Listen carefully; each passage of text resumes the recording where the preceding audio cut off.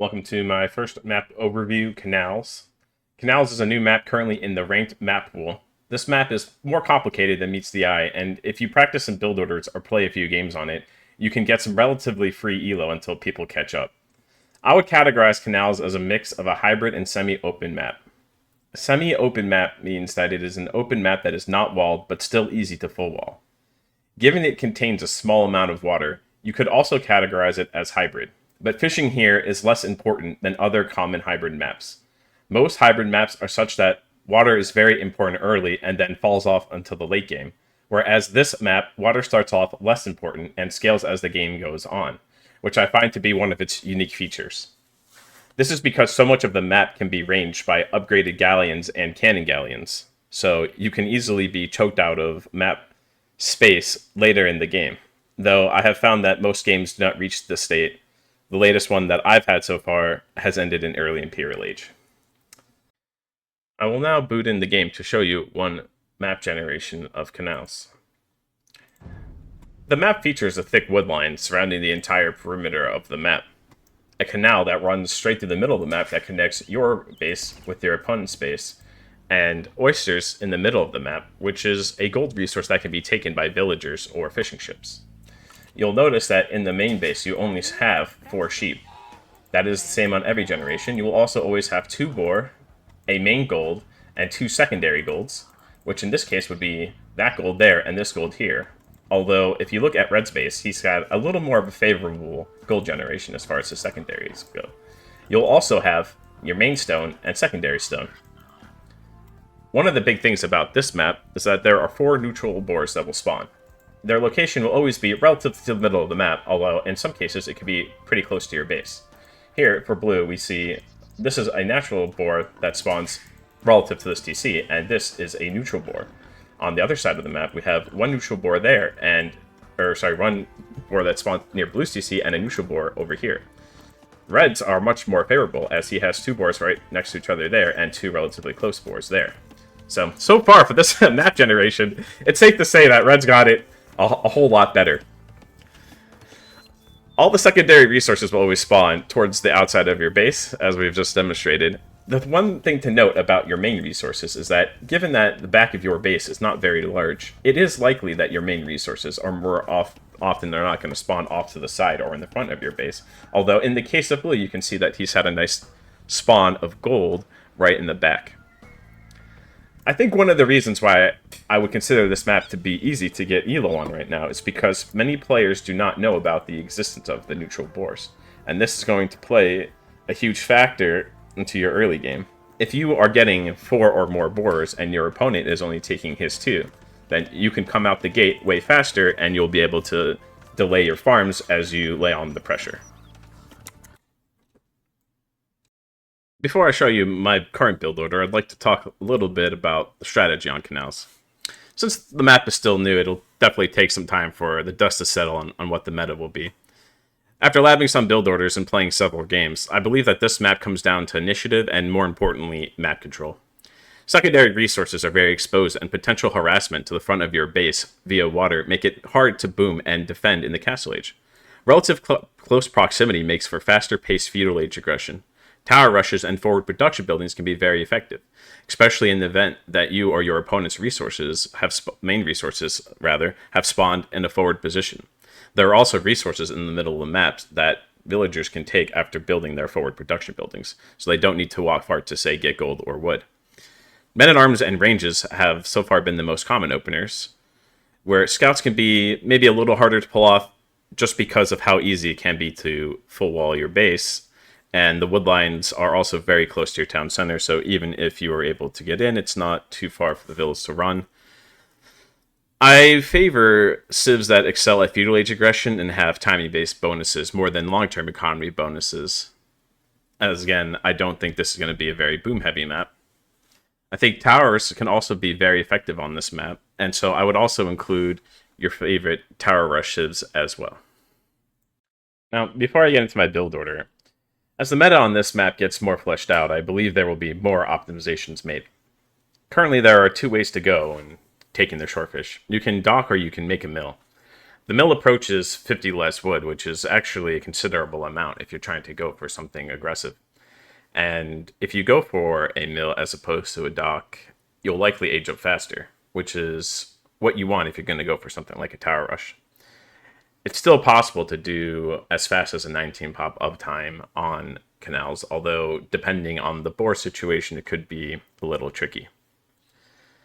If you do go for a dock, I wouldn't recommend making more than 2 fishing ships, as I don't really think the investment's worth it, and you still want to have the wood to be able to do early feudal age aggression.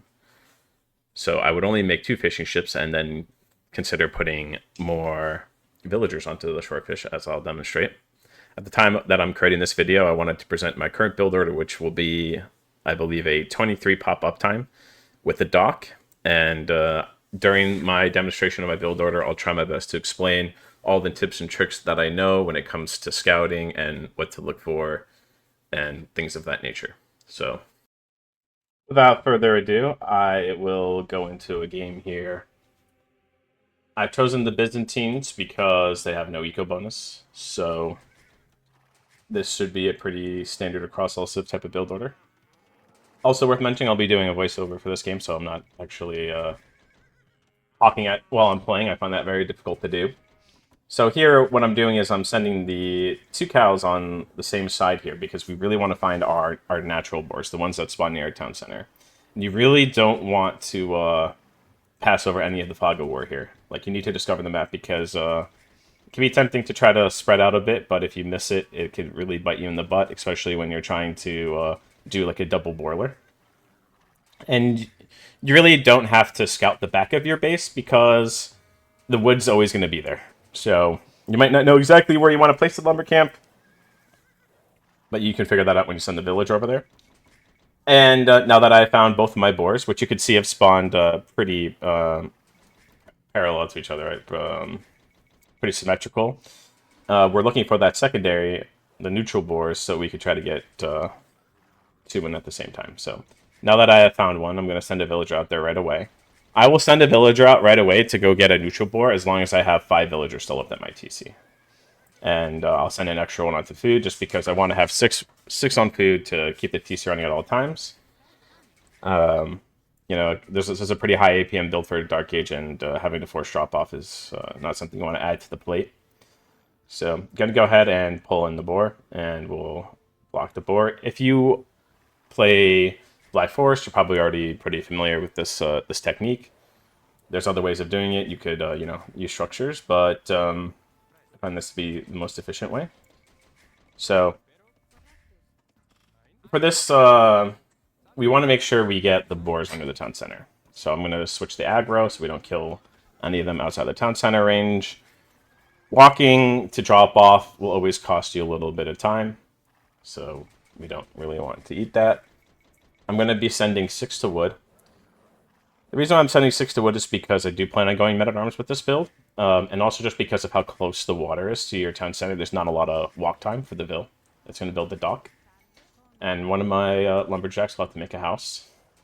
Now, the reason why I'm going to the middle of a map like this is because the boars can actually spawn on the water. So it is good to get an idea if they're there or not. And sometimes, actually, if there is one, it actually might not be worth pulling because it can be very tedious pulling them around the sides of these woodlines, and takes a little bit extra time, so your opponent might see it. But there's not one there, so we're going to keep looking.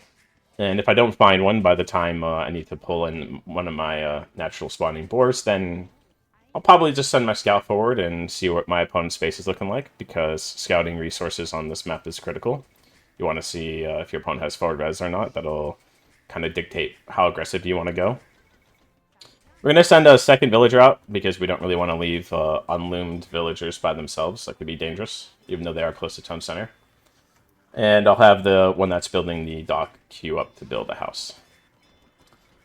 So, since I have found a second boar here, I'll go out and do kind of the same thing that I did on the other side. And please ignore those hotkey problems there. But yeah, I will make 2 fishing ships on this map. I think that's the proper amount of investment, given the amount of fish that there is. And we do want to keep the wood for our build order, because we do want to get a barracks down fairly early. So Later in the game as well, if the shorefish wore out, you can long haul the oysters with your fishing ships. So there's still something for them to do even a little bit later. And so same thing as before. We'll try to get in the boars right under the town center.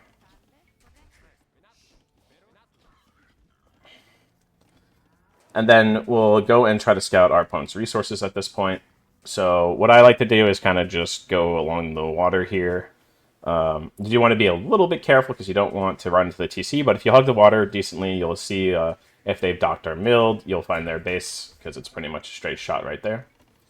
And here I'm putting 2 more to wood because we're going to try to get our bears down as fast as possible and potentially do like a range follow-up. For the sake of this video, we actually could have gone up 1 vil sooner. I queued 1 too many. So you definitely can do a 23 pop here. I don't think that would be the biggest mistake, but it is worth mentioning. And then go ahead and get our racks down. We do already have the wood for the rack, so we could have had this being built a little bit earlier to get our militia out just that much faster. So again, small mistake, but I'm not perfect. And this build's definitely very difficult, so I think you'll notice that there'll be imperfections from time to time. And so then we're going to go on to gold here because we do want to get another 10 gold to make our 3rd militia. And we're going to continue to scout our opponent's base. We see that he's got gold there in the back. Now, ideally, I should be building my production buildings on the same side as the side that I want to attack. So if I was planning to attack the gold there, you see he has back berries. Ideally, I'd be building on the other side of my base, just because it's more of a straight path to the side that I want to attack, but you can cross over in the middle. That can get a little hairy if the demo ships get involved, which certainly has its place on this map as kind of a, you can't, a Gandalf moment, you shall not pass. But that'll come a bit later. And since I'm playing against AI, I'm not going to shoot a scout, but you totally could if you were playing on the ladder. And I ended up long hauling 10 gold unnecessarily because I didn't switch the builder and the miner, but as long as you get the 10 gold in, you can get that militia pumping right away. I think that's the important thing there. So there's our 3 militia, and we'll have enough for double bit axe immediately. We'll have the men-at-arms upgrade, and then what I'm going to do is go for a range follow-up right away. So this would be like a pretty aggressive build. If you really wanted to put the pressure on your opponent, I think this is what you would really want to do if your opponent was, say had forward resources or he was not up yet. Then getting that range down to start pumping out range units right away is going to be really brutal for a follow-up. And going to send those villas out now to build the mill and the berries, of course. Plenty of free food still to be gathered. And the walling situation on this right side of my base here is a little precarious. You don't really need to greed walls on this map, especially if you're planning to play into military. So I'll just kind of wall towards my berries and then towards the edge of the map here, because otherwise I think it would just be really hard to defend a straight line right across the middle of the map. So you definitely could drop blacksmith right away and go for the fletching there. I think I would have enough food, but I'll put a farm down first here as a precaution. And I think I end up getting into these palisade walls here in a second for a blacksmith. So I could definitely afford fletching right away. If you were eating some pressure yourself, it might not be always possible. So that's one of those things you always have to adapt to. But we're playing against the AI and things are going our way. So that kind of brings us towards the end of the build order here. I think it's worth mentioning also you could make a fire ship while you're doing your forward pressure. So if your opponent were to go for a dock and you have men-at-arms running on their base, it's really hard for them to react when the fire ship shows up as well. So I usually do add in about 1 fire ship, just to kind of add more fuel to the flames. And yeah, there will be more work to be done and see how things play out. Like I said, you could skip the dock and just go for a mill and do the shorefish and go up like 19 pop, which would be good for like a men-at-arms tower play or just a straight tower rush. So that's something you want to look out for. Your opponent, if he's going to be scouting your base early and you notice that he's got a mill versus a dock, you got to expect like a faster uptime. Take that into consideration. Make sure you're building the range at home, getting the walls down a little bit faster or building them a little bit smaller depending on the situation. And yeah, so thanks for Thanks for watching. I hope all of you guys can use these tips and tricks to get some quick elo on the ladder before people start figuring out the map and catching up. If you guys have any ideas about this map that you'd like to share, I'd love to hear it. I think it's a very interesting take on a map. I know it may not be everyone's cup of tea, but I think it just brings something new to the game. And yeah, it's been fun for me to lab this stuff out and continue to do so. So I will see you in the next one.